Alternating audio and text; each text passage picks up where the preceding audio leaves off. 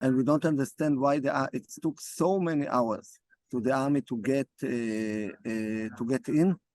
the kibbutz and to fight against the terrorists.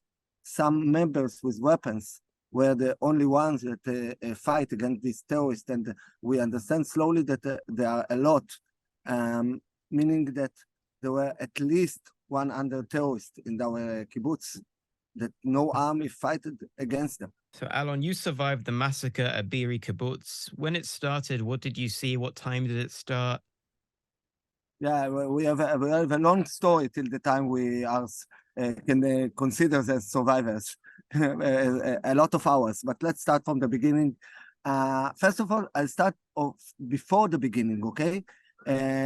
Friday night, a big party in the kibbutz, because it's 77 years for the establishment of Kibbutz Be'eri, you know, before the establishment of the State of Israel, in the Negev, that at that time, 1946, was a far place, you know, as a British, surely, you know, we wanted a state, and we built, our pioneers built settlements, communities all over to spread the borders of the state we wanted. And Kibbutz Be'eri was part of it. We have, you know, a strong tradition regarding that. And we celebrated 77 years for Kibbutz Be'eri. And then we went to sleep. And then 6:30 in the morning, a.m., we had a lot of rockets all around. And then we got a message in the internal nets of the kibbutz, WhatsApp net, that we must be locked on ourselves in the safe room that we have in every apartment in our area, in all our area, because terrorists are in the kibbutz. Okay, now terrorists that pass from Gaza Strip to kibbutz, okay, it's not daily, but it's happened once a year, once a 2 year. It's something that we used to manage with the army. We thought used to manage with it, or to manage the situation, and we thought it will be 1 hour and will pass and finished. Slowly we understood that we are in a totally different situation. We had a lot of shots. We had a lot of strong shots. It wasn't even just weapon. It's heavy weapons. We understood that the army couldn't get in, and it wasn't there. It was we against the terrorists. Terrible situation. So, well, so how many hours did this last? And what time did the army get there the next day? And when you got out of the bunker, what did you see? I'll tell you exactly. In the internal net, in the internal net, we started to read from each other. We understood the terrorists are getting into houses, that they burn it, the safety room that they can't get in so easily, but they started to open the doors, and people had to fight with them about the door that they wouldn't open it. We understood that people start be killed, murdered. We understood for what I can't how cruel they were. They shot babies. We started to understand it, and the army, for a reason that we can't understand yet, we can't understand why they succeeded to pass out from the Gaza Strip, because there is a borderline, very strong borderline there. We don't understand what happened there, and we don't understand why it took so many hours to the army to get in the kibbutz and to fight against the terrorists.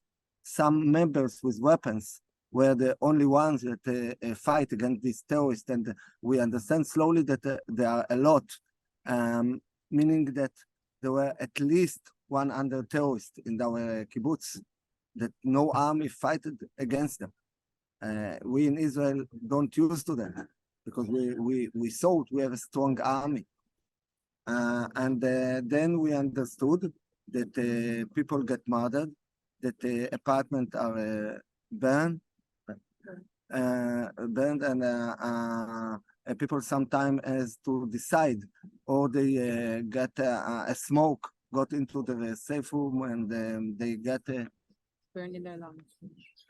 can't breathe, or they jump from the windows outside. That part of them who jumped succeeded to hide in, in the bushes or something like that. But others were killed, were shot by this Kraul terrorists. It's not Kraul even, it's a barbaric human animals. The Hamas here, his face is such ugly face. No such ugly face in the world. Maybe like Daesh. We saw there are others. There are not. ISIS information. ISIS. Yeah. So this is the situation, and we start to understand that many of our members, friends, children, all people are now took as a kidnapped to Gaza Strip, and others were killed. And we are, I'm in my apartment, but for hours, I'm in a battlefield, just like this.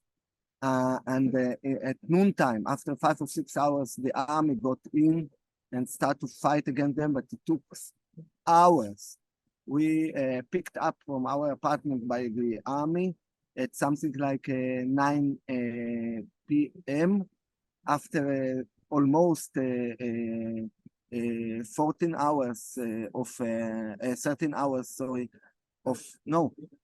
almost 15 hours without water, without food, without nothing. And we were lucky because nobody got into our apartment, nobody burned it, and we wasn't with small children in the safe room. Think about families that terrorists try to get into their apartment to kill them, to murder them. If they not succeed, they burn the apartment, and they are in the safe room that they can't burn, but smoke sometimes. Suffocate. They suffocate, and they had to.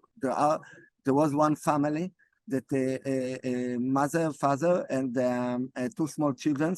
Each of them took one of them, and they jumped from the second floor, and they survived because they could hide in another place. This was the situation. This is extraordinary what you're saying, and it's shocking. And I just wonder, I understand that almost 100 people have died in Be'eri around that. Unfortunately, more than 100. More than 100. So how has the community reacted?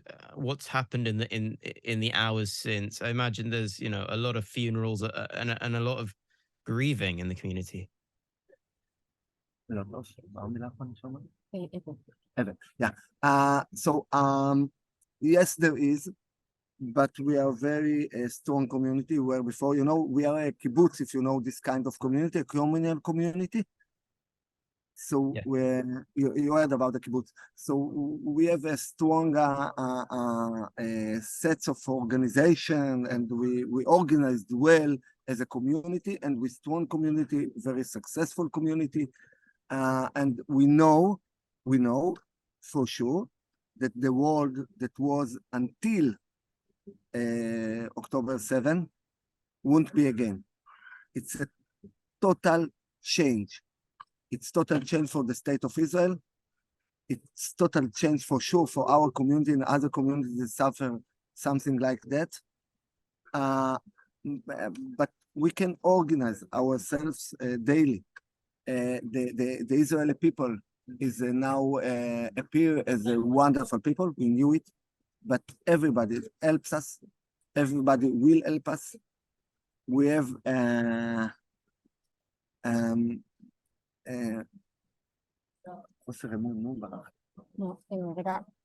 No trust.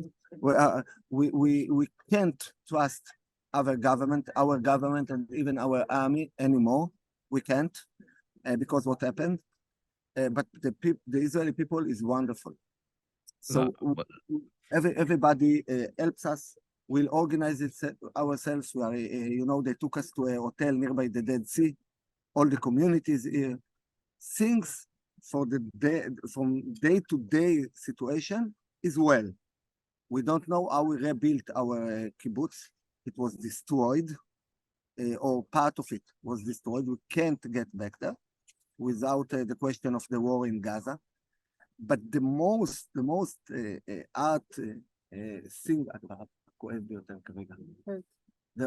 the most thing that hurt us now is that part of this more than 100 people, we don't know exactly about them. Part of them are dead, we know for sure, but part of them are kidnapped in Gaza Strip, in the Gaza Strip. The Hamas is all them now. Yeah, the last thing I want to ask you is exactly about that. There are people that are kidnapped in the Gaza Strip, and it's two things. Who's to blame? Who do you blame for what's happened here? Hamas, obviously, but do you think that the Israeli army failed you, that Netanyahu's government failed you? And do you worry about civilians being hurt in Gaza now as well? So let me start, give you your permission to start with the last thing, okay? What I want to tell you is they kidnapped some of our members, old people, children, are for sure kidnapped in Gaza Strip. The Hamas has the responsibility for them. But the Hamas is if we didn't know until last week, now we know, is an organization not of freedom warriors, but of human animals. They are not better than ISIS. They are not better from ISIS. As you know, ISIS, you remember the pictures. We have no trust, even no words of human beings with the Hamas. The Hamas must, not the Gaza Strip, because there are a lot of civilians that are not, I don't blame them for nothing. But the Hamas must disappear from Gaza Strip. It can't be there anymore after what happened. But it has the responsibility for our kidnapped members, and we suffered enough. It's impossible that even one of these kidnapped people will be out or something will happen to him. And the world, the free world, you, Great Britain, others, must make all the possible pressure. It's your it's like your duty to the free world, to the free world, to the free human, to the humanity of the humankind, to make all the possible pressure that they will release immediately the kidnapped. We can't suffer anyone. Think about your community, that 10% of it disappeared in one day. When we come back to our community, wherever it will be rebuilt, we pass in the passes, we will see each other, and everyone will be the kid that lost his parents or mother or father, the mother that lost her children or lost one of them, or it's happened all of them. You can't imagine such situation. You can't imagine. And the kidnapped in Gaza must be released immediately, because we can't pay even one more from our people or for our members, for our children that will be killed. It's impossible, and it's the duty of the free world. Okay, now we blame the Hamas for sure. We are from the peace branch of the Israeli policy, let's say. I'm radical leftist side person by myself, a socialist, humanist. But the Hamas is not part of the humankind anymore, and it must disappear. Okay, we can't make him this organization disappear for all around, but in Gaza Strip, there can't be any more the government of the Hamas. Okay, I hope that in this the military process that will ensure it, or the policy that will ensure it, the civilians, the Gaza, the people in Gaza, which part of them we know and worked in our kibbutz and in other places in Israel, and we love them. We hope that Uninvolved. that uninvolved people won't be out. But after I'm saying that, the Hamas regime must disappear. And it can't be, it was a discussion about this, or big argue about it in the world. Now the world saw the cruelness of the Hamas, and we can't agree that this regime will be anymore in Gaza. And no argument about this. The world must support the state of Israel by doing that. Must support. My problem with my government, yes, I have a lot of questions. The government failed. The army failed. We'll finish with the Hamas, and then we'll make our Biggest criticism. our criticism, our internal criticism in Israel. But this is the next step. Okay. This is the step. The first step, we list the kidnapped. Yep. The next step, let us finish with the Hamas, not with Gaza Strip, with the Hamas. Third step, there will be a strong political change in Israel, because this government totally failed.